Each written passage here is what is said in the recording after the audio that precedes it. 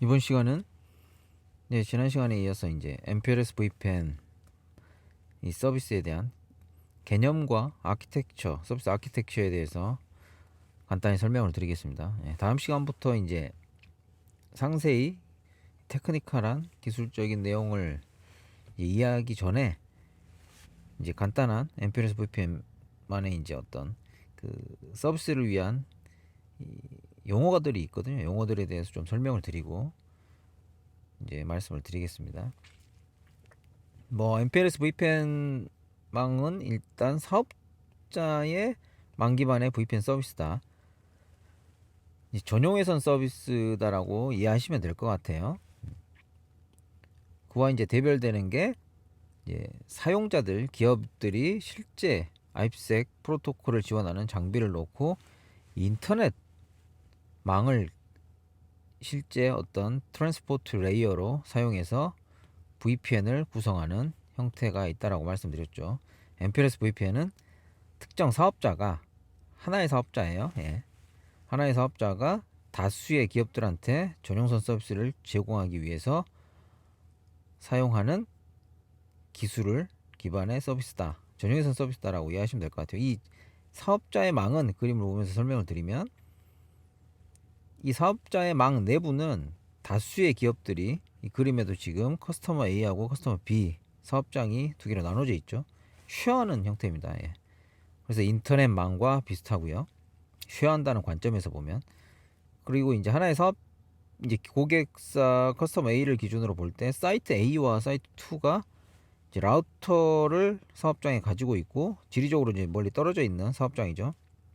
서로 이제 통신을 해야 되기 때문에 네트워크를 구성을 해야 되는데, 이렇게 이제 데디케이트하게 회선을 구성할 수가 있겠죠.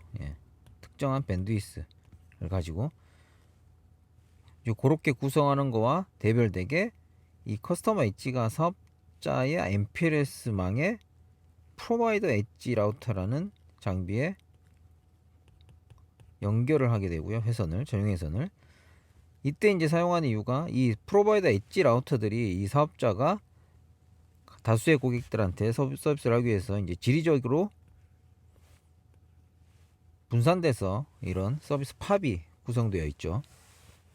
그래서 이 커스터머 입장에서는 직접 이렇게 멀리 회선을 구성하는 것보다 가까운 서비스망 사업자의 팝의 전용 회선을 구성을 한다. 이건 똑같은 데디케이트 회선이라고 보시면 될 것 같아요.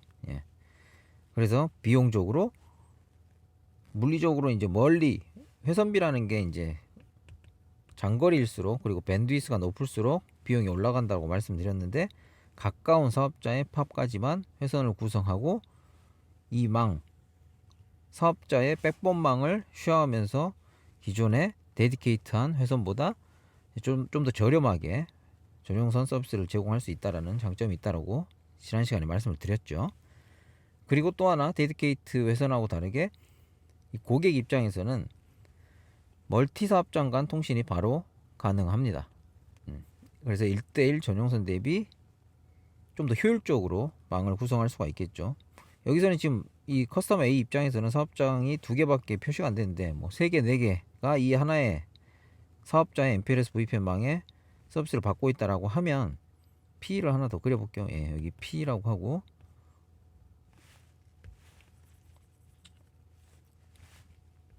그리고 또 하나의 A, 커스터머 A의 사업자 C 라우터가 있다라고 하고요.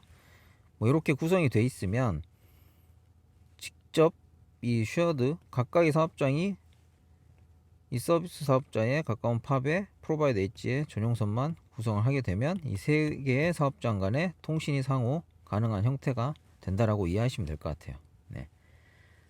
그러면 일반 라우터망에도 통신이 가능하죠. 근데 이 MPLS 사업자망이 뭐가 다르냐?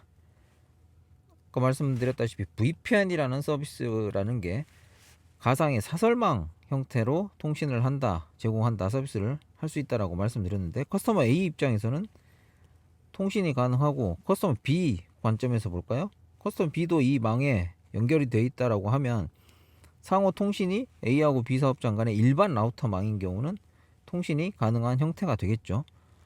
뭐 IP가 중복되지 않게 사용을 한다라고 하면, 만약에 IP가 중독되면 상호 통신이 문제가 생기는 이제 통신에 문제가 생길 거고요. 예. 일반적인 라우팅 프로토콜 관점에서 보면요.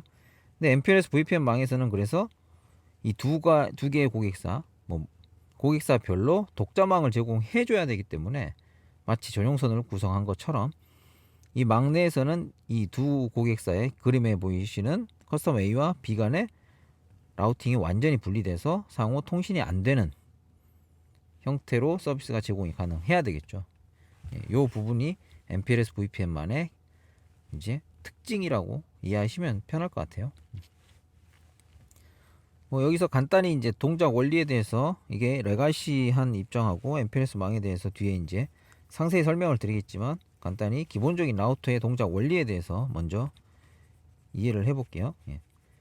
일반적인 인터넷망의 라우터 간의 연동 구조라든지 일반적인 라우터의 동작 원리를 보면, 그림상에서 여기가 A라는 네트워크를 쓴다라고 하고요, B라는 네트워크, 여기가 C라는 네트워크, D라는 네트워크라고 쓴다라고 할게요.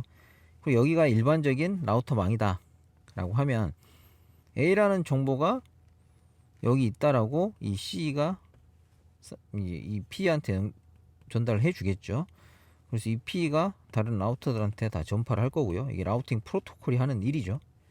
그래서 B라는 정보도 이 P 입장에서는 다 전달이 될 거고, C, D 마찬가지로 이 망에서는 A, B, C, D가 다 어느 라우터를 통해서 전달이 돼야 된다는 정보를 라우팅 프로토콜을 통해서 가지고 있을 겁니다. 이 P의 동작 원리를 보면, 그래서 이제 일반적인 라우터 입장에서는 통신이 될 때 뭐라죠? 예. 뒤에 페이로드가 있고요. 페이로드는 OSI 7 레이어 관점에서는 보면 뭐 TCP/IP 레이어라고 특정을 하면 데이터가 있을 거고요. 그 다음에 TCP 헤더가 오죠. 예. TCP나 UDP 헤더, L4 레이어 4 헤더가 올 거고요. 여기까지가 뭐라고 말씀드렸죠? 세그먼트라고 말씀드렸죠. 예. 그리고 IP 헤더가 오죠. IP 헤더에는 데스티네이션 IP하고 소스 IP 정보가 붙어 있고요. 그래서 여기까지를 뭐라고 했죠? 중요한 거기 때문에 한번 설명을 드리고 갈게요. 예. 패킷이라고 하죠. 패킷. 예. 그리고 최근에 뭐 대부분 이더넷이라는 레이어 2 헤더가 붙고요. 여기까지를 프레임이라고 하죠. 예. 라우터는 일반적으로 무슨 짓을 하죠? 단순하게 말씀드리면 라우팅 앤 포워딩을 하죠. 포워딩. 예. 들어오는 프레임이 들어오겠죠. 라우터 입장에서는 이 프레임 정보를 보고 여기에 데스티네이션 맥 정보가 자기가 가지고 있는 인터페이스에 D맥이면 내가 받아야 되는 정보임을 확인하고 이 프레임을 받죠. 예. 그래서 프레임 헤더를 띄고요. 그 다음에 뭐라죠? 라우터는 이 IP 헤더를 보고 데스티네이션 IP 정보를 확인해서 내가 가지고 있는 인터페이스 중에 어디로 내보내야 될지를 결정한다라고 말씀드렸죠. 이게 라우팅 테이블을 룩업을 한다라고 말씀을 드렸어요. 예. 라우팅 테이블을 룩업을 하고 데스티네이션 IP 기준으로, 그 다음에 어디로 내보내야 될지 인터페이스가 정해지면 그 인터페이스가 가지고 있는 L2 미디어의 특성에 따라서 이제 뭐 이더넷 같은 경우는 다시 이더넷 프레임을 생성을 해서 붙여야 되겠죠. 넥스톱의 데스티네이션 맥, 넥스톱 정보의 라우터든 뭐 어떤 장비가 디바이스가 받을 수 있도록 D맥을 붙여서 다시 프레임으로 만들어서 이제 미디어 물리적인 회선을 통해서 포워딩을 해야 된다. 이게 라우터가 하는 기본 역할이라고 말씀을 드렸습니다. 근데 요 망에서는 기본적인 이 라우터의 기능만을 가지고는 이런 커스터머 A와 B 간의 통신을 분리할 수가 없죠. 예. 기본적인 라우터 구조라고 하면 P 라우터 2에서는 그림에서는 A에서 만약에 C로 가는 정보가 있다라고 하면 이 C라는 정보가 들어오게 되면 라우팅이 돼서 이쪽으로 전달이 될 거예요. 이 패킷이. 예. 그렇죠. C도 마찬가지고요. A라는 정보가 이 P 입장에서 라우팅 경로를 가지고 있기 때문에 포홉 베이스의 라우팅하는 기본적인 특성에 따라서 A로 패킷이 전달이 돼서 A와 B 간의 사업장 간의 통신이 그대로 되는 형태가 발생을 하는 거죠.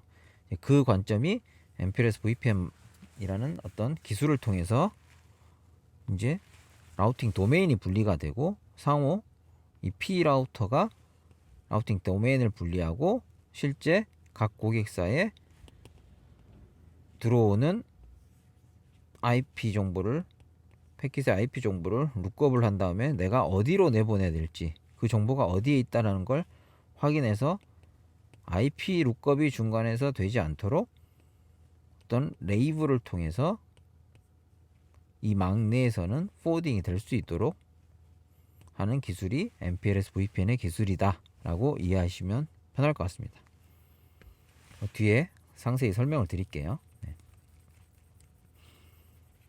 그래서 이 MPLS VPN 망 내부에 일단 쉽게 이해하시려면 어떤 기업이나 내 고객사가 아니면 우리 회사가 MPLS 망 사업자의 회선 서비스를 받고 있다라고 하면 그 망 사업자 L3 VPN 같은 경우는 망 사업자의 망을 하나의 라우터라고 이해하시면 편할 것 같아요. 예.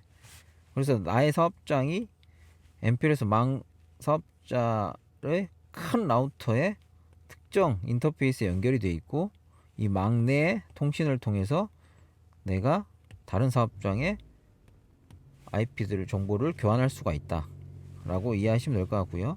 레이어 2 입장에서는 레이어 2 VPN을 사용한다라고 하면 EOMPLS나 VPLS 같은 서비스가 있죠. 그거는 이제 맥 정보가 바로 통신이 돼야 되기 때문에 이 사업자의 망을 하나의 큰 스위치라고 보시면 될 것 같아요. 예. 그렇게 해서 나의 맥 정보가 내가 가진 다른 사업장의 디바이스로 어떻게 전달이 되는지에 대해 구현을 해 놓은 게 그 사업자의 망 내에서 MPLS VPN이라는 기술을 이용해서 서비스를 제공한다라고 이해하시면 될 것 같습니다.